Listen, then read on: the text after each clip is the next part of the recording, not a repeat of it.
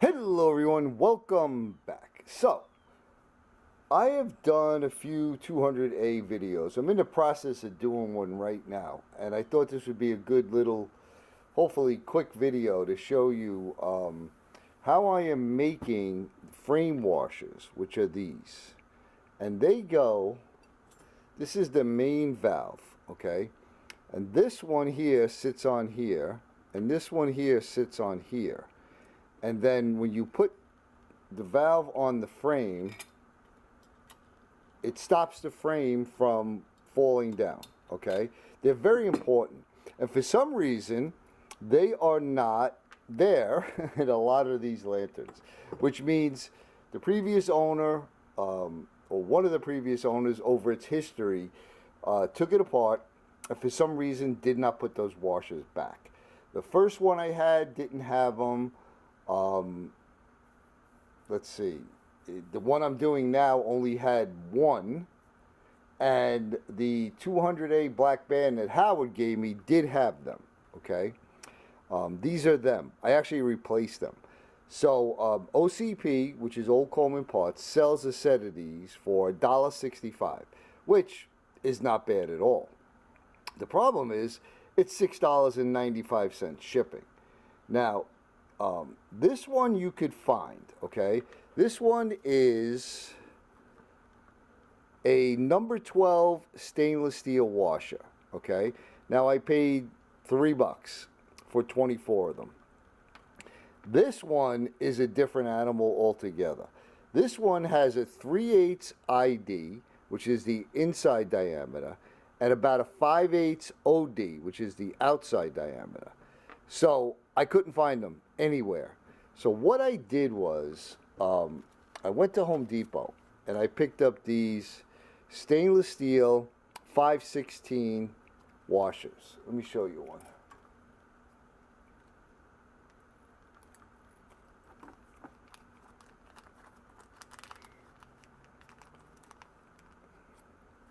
Now, the ID is very, very close to 3/8. When you buy a washer, let's say that says 3/8, and you think, oh, I'm going to use that because I need a 3/8 ID. It's bigger than 3/8. And they do that so that they slip over the nut, the bolt that you're using, okay? So this 5/16 is very, very close, okay? But it's a little too wide, the OD. And the ID is a little too small. And you have to get one with this OD because there's a channel right here and it has to sit flat. Now this one is pretty close, but it just kind of touches the edge. So I had to make a jig, okay? And the jig that I made is just a simple bolt. And this is a 3/8 bolt.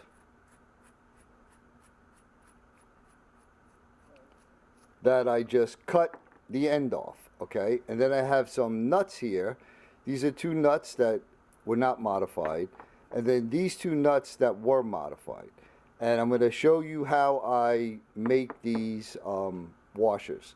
And to make these nuts, when I go to reduce the OD, I basically did the same thing with these. And I'll show you that when we get to that. All right, so let me move this over.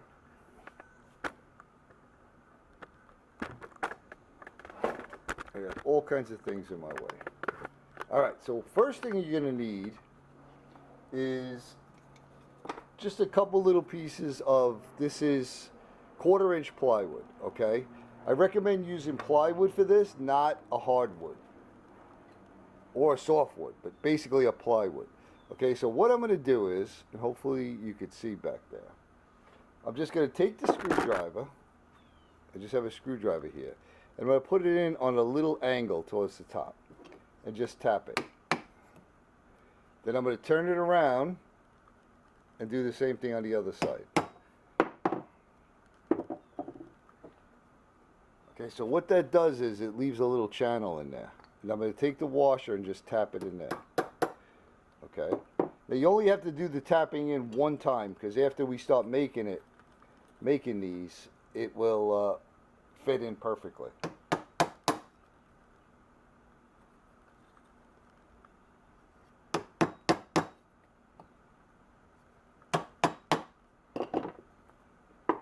Okay, so now I have the channel on the other side. So I'll take this and I'll come into my vise and make sure it's nice and straight. I'll just put a little pressure on. If it's not straight, I can tap it. Now don't go crazy. You don't want to deform the washer. Now, you're going to need one of these, step drill. Trying to drill a washer out with a regular drill bit is a nightmare. It doesn't work. So this has a nice flat and gradual cutting edge, okay? So I found that this works great. So what you do next is put this in your drill. I know you can't see it, but you're just going to come in and you're going to drill.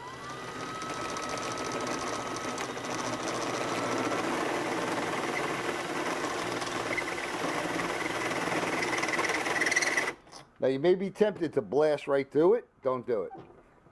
Take this out.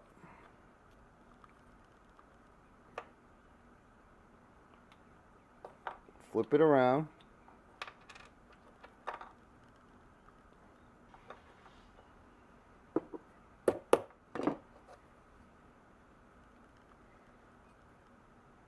Put it back in.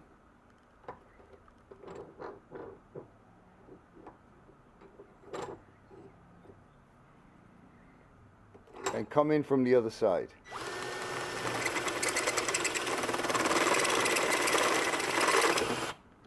If it gets stuck like that, which it could, because it grabs it, just straighten it back out again.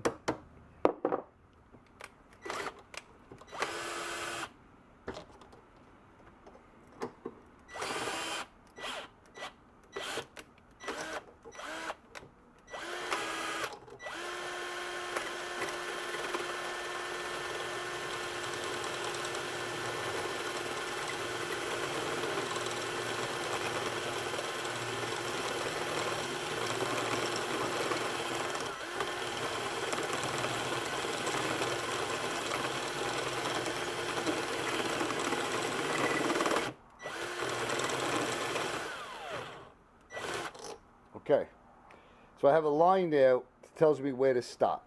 A line is right there that tells me where to stop. Now let me let that cool and I'll bring you back. All right. Whoa. Okay, so now here's the original one that wasn't drilled out. You can see it doesn't fit on there. Now this one was drilled out and it fits perfectly.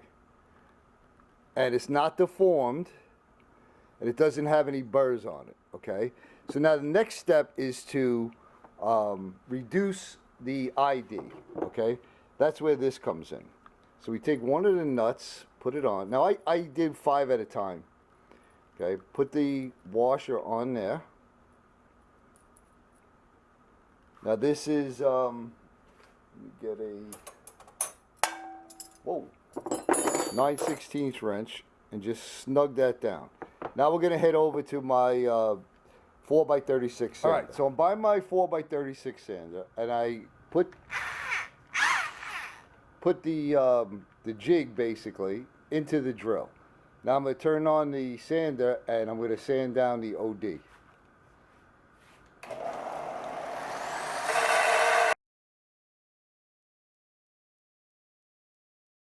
Finer belt. That's a coarse belt, 60 grit.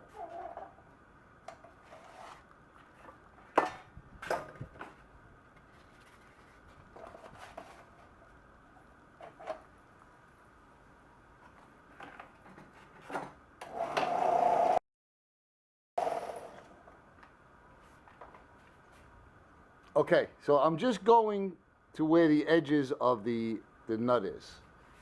Let me bring you back over to the bench and I'll show you the last step. All right, so now we have it on here. Let me just move you over to here. So I'll just put this in the vise to loosen the nut.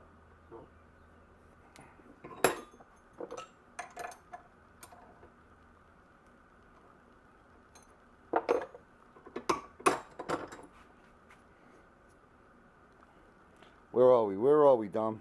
Get in frame. All right. So now we have the correct OD. Okay? Now I take the second part here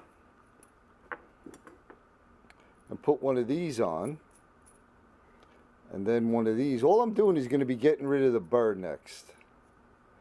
Okay? So I'll grab pliers just to give it a little tightening. We don't want it to spin on us.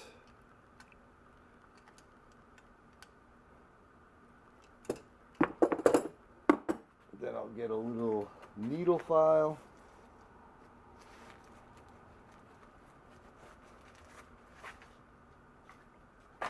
Just got a little needle file.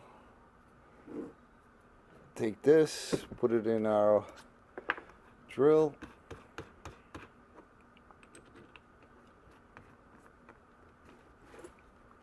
And just back off here. Just turn the drill, and we're going to put this on a little bit of an angle to get rid of the burr.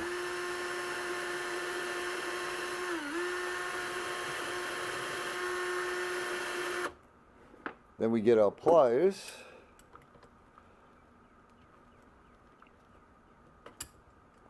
Let me get it out of here. Got a little overzealous making that tight.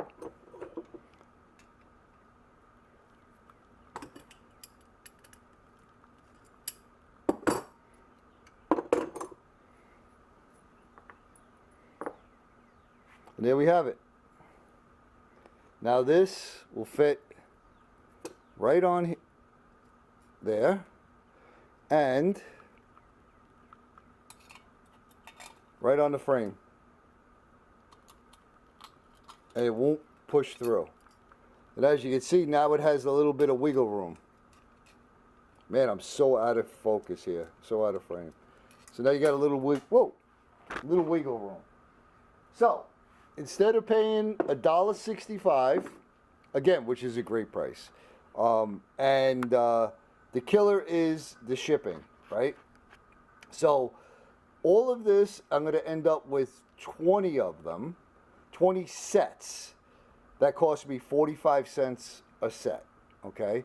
I had to make this, and it really doesn't take much time. I would say it probably takes me 15 minutes to do 5 of them. Yeah, less than 20 minutes to do 5 of them. So I got plenty of them now. That should last a good long time. And I've actually only did 10. Well, now I did 11. And I'm just going to keep these in the package if I need them down the road.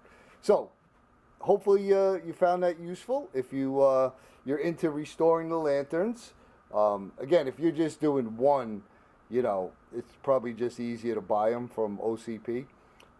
But, you know, again, I don't know how many. I might get a call from my lantern guy and he's got 3 or 4 280s, you know. So, yeah, I figured I would do it. I wish I could find these somewhere, but I found them on the internet. Actually, it was on eBay. But I don't know, you know, if they're going to be exactly right. You know, they got tolerances. When I make them myself, I know they're going to be exactly what I want. So there you have it. How to make yourself a set of washers for the 200A frame rest. Thanks for coming along, everyone. I appreciate it. You know I'm going to say it. I'm sending you all much, much love. I hope you're having a wonderful day. I hope you're staying well, and we'll see you on the next one.